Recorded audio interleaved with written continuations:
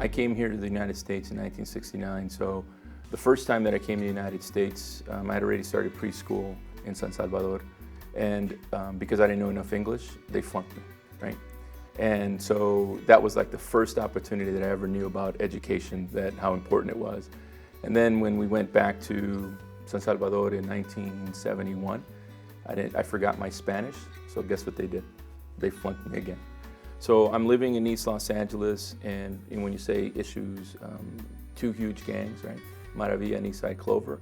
And as a young boy, you have to decide which one you're gonna show your loyalty to. And before I was gonna show my loyalty, literally my mom took me and moved me to West LA. So we get to West LA, and these kids were wearing these sweatshirts that said UCLA, but because in East Los Angeles, you don't hear about UCLA, you don't hear about USC. So I was calling it UCLA, right? I was like, what's UCLA? And I learned very quickly that the kids in 4th and 5th grade already knew what colleges they wanted to go to. So that was the first time I ever heard about Harvard, Princeton, UCLA, USC. And right away, your trajectory in life changes, right? Because of the neighborhood that now you're living in. And so going from New Orleans back to El Salvador to LA, then in East LA to West LA, just changed everything for me. My mom was back in Channel 4 in San Salvador. When they used to do commercials, she used to run the stopwatch. So everything was live, it wasn't broadcast. So that was her job. Her job was in television. And so she gave up her career to come to the United States. When she got here, there was no stopwatch girl, right, at the TV stations. So for about 2.5 years, she didn't work. And so she was doing odd jobs every now and then.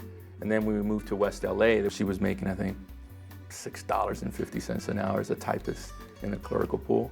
And we still went to parochial school. I went to parochial high school, and I went to private college.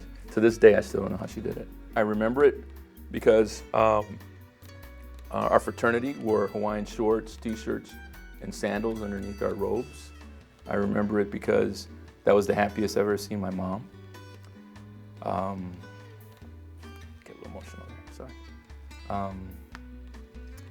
It was also important for my brother to see me graduate, for my sister to see me graduate, because now I know why my mom wanted me to go to college, right?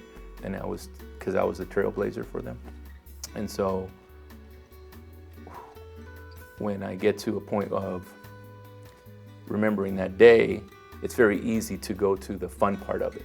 But there was a deep, deep emotional thing that was going on. And she was so proud, right? She was, right, it was hot too. It was crazy. There was a reason why we were in shorts. It was hot. But there she was, and I remember, because we were listening to the speaker at the time, and I just remember turning around, and it's amazing how you can catch a known face, and I just seen her smile. That was